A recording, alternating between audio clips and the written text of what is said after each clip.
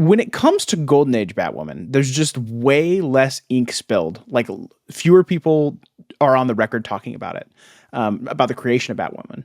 Way less than any other character we've talked about so far. So the usual suspects we go through. Bill Finger only did limited interviews. He didn't talk to many people at all, ever. And as far as I can tell, he's not on the record about the creation of Catwoman at all. Jerry Robinson is on the record, but he said he wasn't involved in the creation of Catwoman or drawing for her first story in Batman #1. Shelley Moldoff, who was on the record in some of the other ones, wasn't on the record about Catwoman. And that only leaves Bob Kane, who said lots of things about lots of stuff, but he does talk about the creation of Catwoman a fair bit, and we'll talk about that in a little bit. And I think the reason for that is that Catwoman just wasn't as important to the Batman mythos back then as she is today. Right. That makes sense. Joker, for example, appeared in over 62 stories during the Golden Age, by my count. Catwoman would appear in just 16. So just way less frequently. If you remember when we were talking about Robert Pattinson, Batman movie, we mentioned that the Riddler had not been an important character to the Batman mythos until Batman 66, the TV show, which really raised his prominence as a character. The same is true for Catwoman. She was more of a side character until she was elevated for the TV show.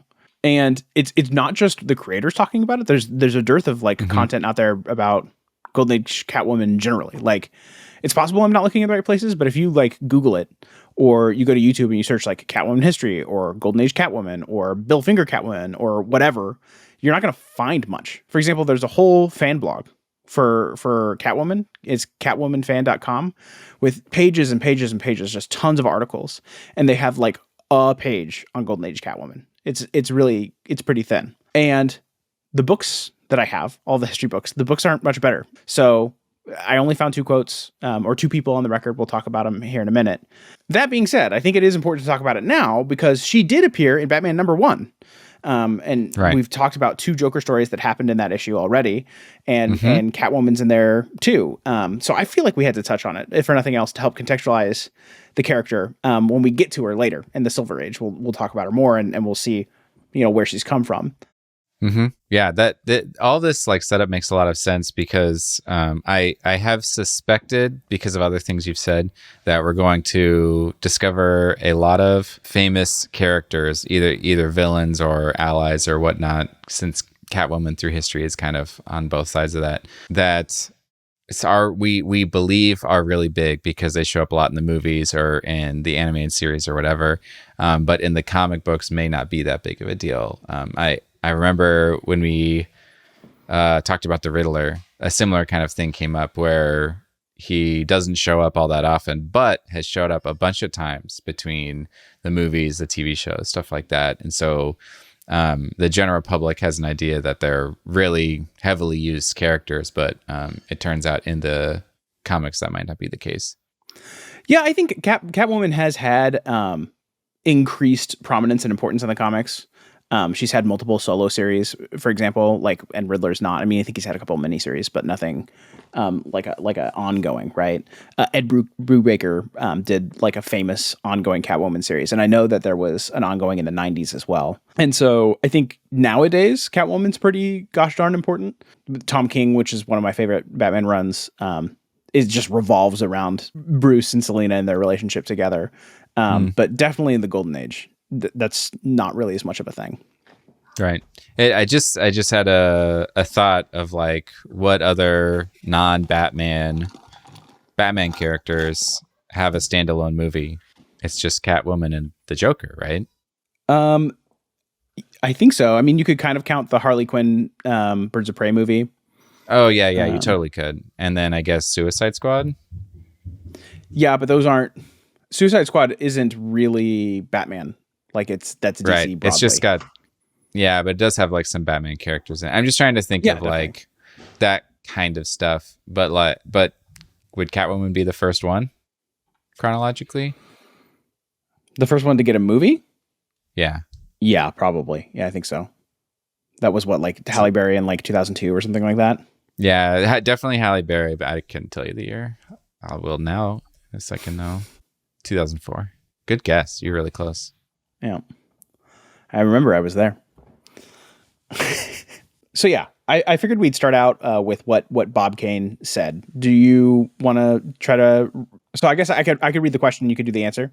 All right, sure. So this what they asked Bob Kane was the Catman. The Catman.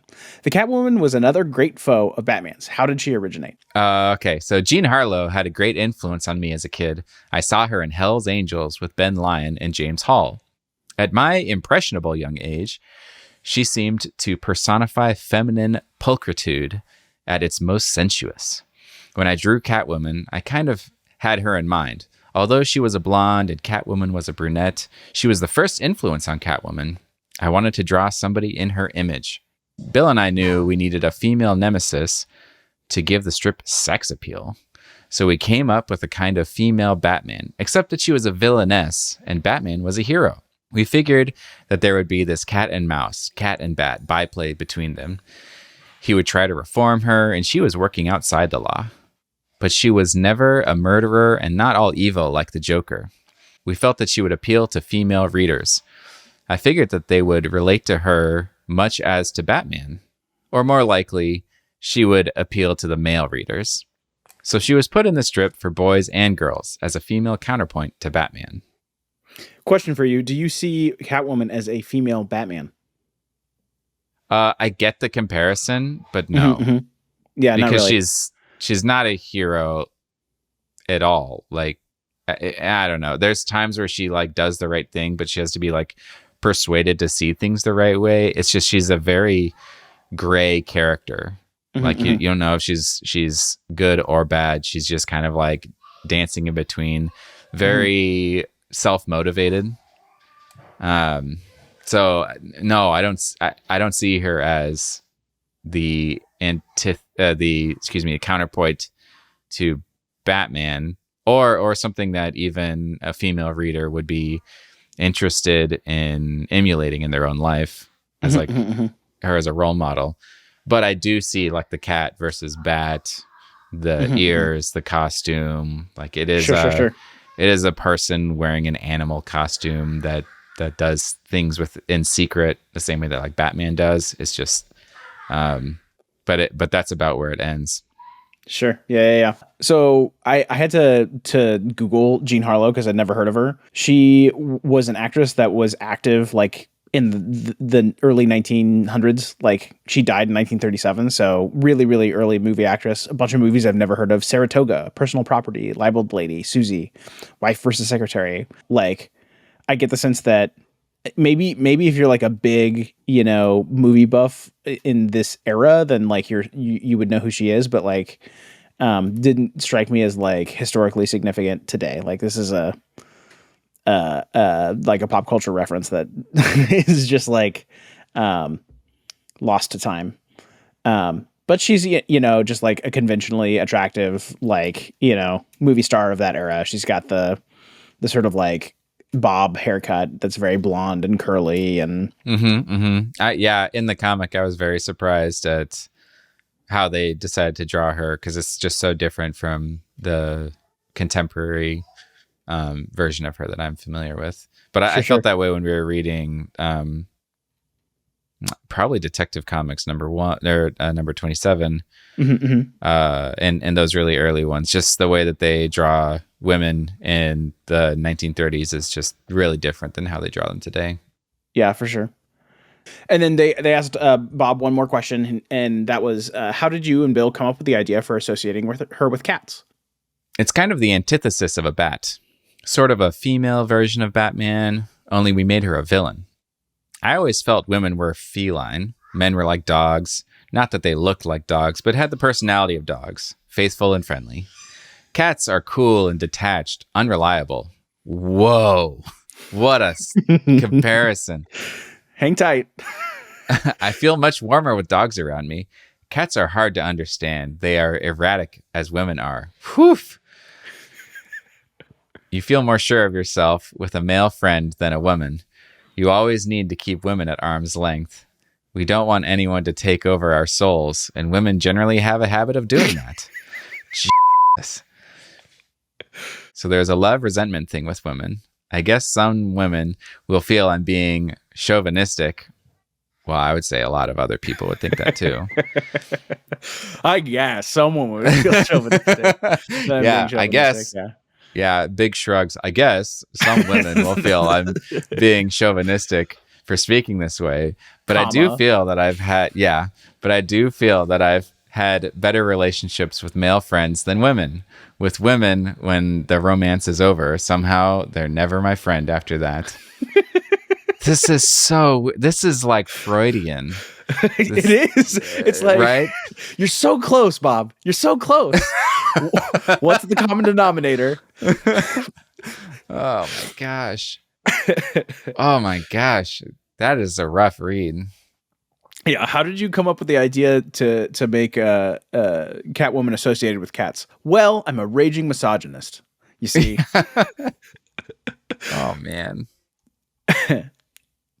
Yeah, there's so much there. Because it also like speaks to like his inner psyche of like getting along with men, not getting along with women. And it makes me think that like maybe he just had a uncomfortable like adolescence where he just had trouble asking women out on dates. And I don't know. It just makes me wonder like how many times was he married if his opinion of women are that they just like steal his soul. And it could also be that he's just talking a really good game, right? I guess it just doesn't sound like a good game to me. It sounds super freaking awkward. Well, I mean more to say that like that like there were social norms that made it cool to talk like this, right? Like that's being fair. Sort of like the backhanded or about women and stuff. Yeah. You know, he was only married twice. It says. Okay. Do you know what year this came out? Or that he interview? Said this? Yeah. I'm sure I could find out.